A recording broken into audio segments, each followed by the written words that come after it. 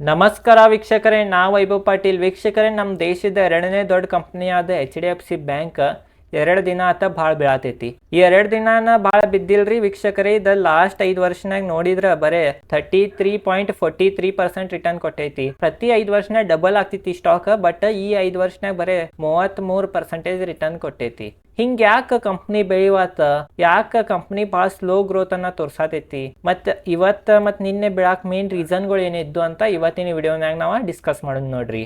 ನಮಸ್ಕಾರ ವೀಕ್ಷಕರೇ, ನಾವು ವೈಭವ್ ಪಾಟೀಲ್. ವೀಕ್ಷಕರೇ, ಇವತ್ತು ನಾವು HDFC ಬ್ಯಾಂಕ್ದ ಸ್ಟಾಕ್ ಬಗ್ಗೆ ಡೀಟೇಲ್ದಾಗ ಅನಾಲಿಸಿಸ್ ಮಾಡೋಣ ನೋಡ್ರಿ ವೀಕ್ಷಕರೇ. ಇವತ್ತ ಯಾಕೆ ಬಿತ್ತಂತಂದ್ರೆ ಸ್ಟಾಕ್ ಮೇನ್ ರೀಸನ್ ಏನಂತಂದ್ರ ಅವ್ರದ್ದು Q1 ಅಂತಂದ್ರೆ Q1 ಇವರು ಡಿಪಾಸಿಟ್ 0.03% ಕಡಿಮೆ ಆಗ್ಯಾವ.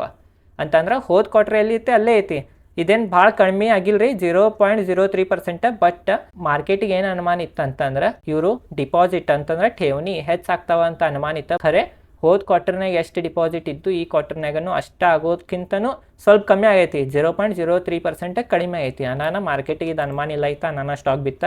ಮತ್ತು ಎರಡನೇ ರೀಸನ್ ಏನಂತಂದ್ರೆ HDFC ಬ್ಯಾಂಕ್ದ ಕಾಸಾ ರೇಷಿಯೋ ಅಂತಂದ್ರೆ ಕರೆಂಟ್ ಅಕೌಂಟ್ ಸೇವಿಂಗ್ ಅಕೌಂಟ್ ರೇಷಿಯೋನು ಹೋದ ಕ್ವಾರ್ಟರ್ನಾಗ 38.2% ಇತ್ತು ರೀ ಹೋದ ಕ್ವಾರ್ಟರ್. ಈ ಕ್ವಾರ್ಟರ್ನಾಗ 36.3% ಅಂತಂದ್ರೆ 2% ಕಮ್ಮಿ ಆಗೈತಿ ಕಾಸಾ ರೇಷಿಯೋನ್ಯಾಗೂ. ಅನಾನ ವೀಕ್ಷಕರೇ, ಮಾರ್ಕೆಟಿಗೆ ಹಿಂಗೆ ಅನುಮಾನ ಇಲ್ಲ ಐತ, ಅನಾನ ಸ್ಟಾಕ್ ಇವತ್ತು 4.5% ಬಿತ್ತು. ಮತ್ತು ವೀಕ್ಷಕರೇ, ಹಿಂಗೆ HDFC ಬ್ಯಾಂಕ್ ಕಡೆನ ಆವತ್ರಿ ಎಲ್ಲ ಆಲ್ಮೋಸ್ಟ್ ಬ್ಯಾಂಕಿಂಗ್ ಸೆಕ್ಟರ್ನಾಗ ಏನು ಬ್ಯಾಂಕ್ಗಳು ಎಲ್ಲಾರ್ದೂ ಪ್ರಾಬ್ಲಮ್ ಇದೈತ್ರಿ. ಯಾಕಂತಂದ್ರೆ ವೀಕ್ಷಕರೇ, ಈಗ 2.5 ತಿಂಗಳಾತ ಬ್ಯಾಂಕ್ ಅಕೌಂಟ್ನಾಗ ಡಿಪಾಸಿಟ್ ಮಾಡವಲ್ರಿ ರೊಕ್ಕ. ಡಿಪಾಸಿಟ್ ಮಾಡಿದ್ದು ನೋಡ್ರಿ, ಅಲ್ಲಿ ಬ್ಯಾಂಕ್ಗಳಿಂದ ಠೇವಣಿ ಅಂದ್ರೆ ಡಿಪಾಸಿಟ್ಗಳು ಬ್ಯಾಂಕ್ ಅಕೌಂಟ್ನಾಗ ಇದ್ದುಲ್ಲ ರೀ. ಡಿಪಾಸಿಟ್ಗಳು 3.5 lakh crore ಅಂತಂದ್ರೆ 3.5 ಲಕ್ಷ ಕೋಟಿ ಡಿಪಾಸಿಟನ್ನು ತಕ್ಕೊಂಡ ಮಂದಿ ಮ್ಯೂಚುವಲ್ ಫಂಡ್ಗಳ್ನಾಗ ಅದು ಇನ್ವೆಸ್ಟ್ ಮಾಡ್ಯಾರ.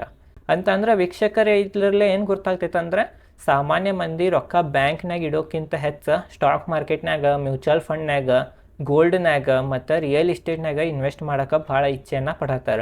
ಅನಾನ ವೀಕ್ಷಕರು, ಇವರು ಡಿಪಾಸಿಟ್ದ ಸಂಖ್ಯೆ ಅಂತಂದ್ರೆ ಠೇವಣಿಗಳ ಸಂಖ್ಯೆ ಭಾಳ ಕಡಿಮೆ ಆಗೋದ್ರಿಂದ ಬ್ಯಾಂಕ್ಗಳ್ಗೆ ಭಾಳ ದೊಡ್ಡ ಪೆಟ್ಟು ಬೀಳತೈತಿ. ಅನಾನ ಇವತ್ತು HDFC ಬ್ಯಾಂಕ್ 4.5% ಬಿತ್ತು.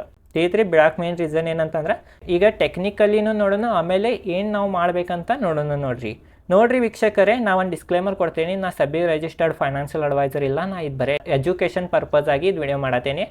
ನಾ ಯಾವ ಕಾಲ್ ಕೊಟ್ಟಿದ್ದನ್ನ ನೀವು ಕಾಲ್ ಅಂತ ತಿಳ್ಕೊಬೇಡ್ರಿ, ಬರೀ ಎಜುಕೇಷನ್ ಸಂಬಂಧ ಅಂತ ತಿಳ್ಕೊರಿ.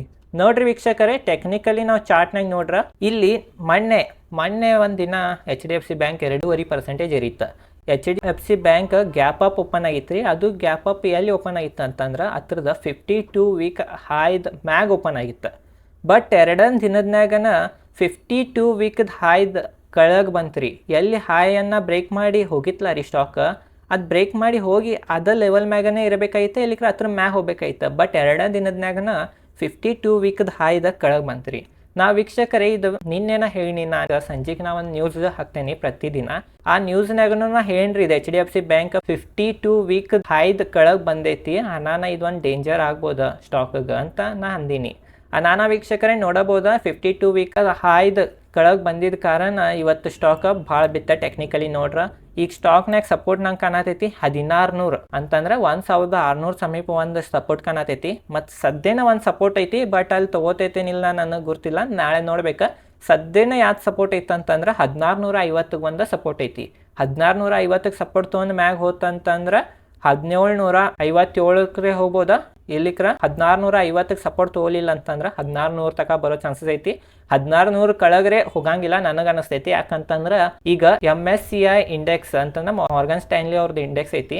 ಆ ಇಂಡೆಕ್ಸ್ನಾಗ ಇದ್ರದ ವೇಟೇಜ್ ಹೆಚ್ಚಾಗೋ ಚಾನ್ಸಸ್ ಐತಿ.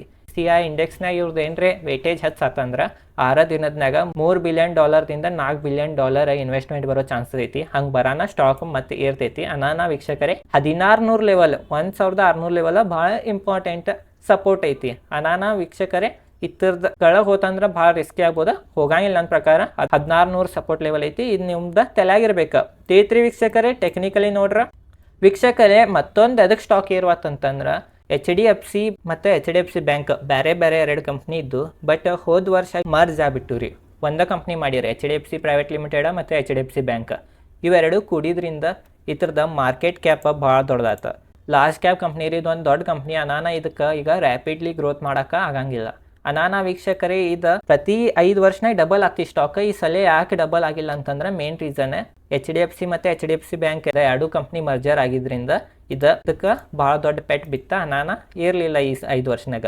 ಖರೆ ಮುಂದಿನ 5 ವರ್ಷ ಮತ್ತು ಕಂಟಿನ್ಯೂ 5 ವರ್ಷನಾಗ ಡಬಲ್ ಹಾಕೋಂತನ ಹೋಗ್ತೈತಿ ನನಗೆ ಅನ್ನಿಸ್ತೈತಿ. ನಿಮಗೇನು ಅನ್ನಿಸ್ತೈತೆ ಅಂತ ಕಮೆಂಟ್ ಸೆಕ್ಷನ್ನಾಗ ಹೇಳ್ರಿ. ಮತ್ತು ನೀವು HDFC ಬ್ಯಾಂಕನ್ನು ಯಾವ ಲೆವೆಲ್ ಮ್ಯಾಗ ಬಾಯ್ ಮಾಡಿರಿ ಮತ್ತು ಎಷ್ಟು ಕ್ವಾಂಟಿಟಿ ಬಾಯ್ ಮಾಡಿರಿ ಅಂತ ಅದು ಕಮೆಂಟ್ ಸೆಕ್ಷನ್ನಾಗ ಹೇಳ್ರಿ. ಈ ವಿಡಿಯೋ ಚಲೋ ಅನ್ಸ ವಿಡಿಯೋ ಲೈಕ್ ಮಾಡಿರಿ. ಈ ಚಾನಲ್ ಮೇಲೆ ಶೇರ್ ಮಾರ್ಕೆಟ್ ರಿಲೇಟೆಡ್ ಕಂಟೆಂಟ್ನ ವಿಡಿಯೋ ಹಾಕ್ತಿರ್ತೀನಿ. ಮತ್ತೊಂದೇನಂತಂದ್ರೆ ಮತ್ತೆ ಯಾವ ಸ್ಟಾಕ್ ಬಗ್ಗೆ ನಿಮಗೆ ಇನ್ಫಾರ್ಮೇಷನ್ ಬೇಕು ಅದು ಹೇಳ್ರಿ, ಅದ್ರ ಮ್ಯಾಗೂ ನಾನು ವಿಡಿಯೋ ಮಾಡ್ತೀನಿ. ಮತ್ತು ನಾನು ಒಂದು ಸೀರೀಸ್ ನಡೆದೈತೆ ಕನ್ನಡನ್ಯಾಗ. ಆ ಸೀರೀಸ್ ಹೆಸರು ಏನಂತಂದ್ರೆ basic to advance stock market class ಅಂತ.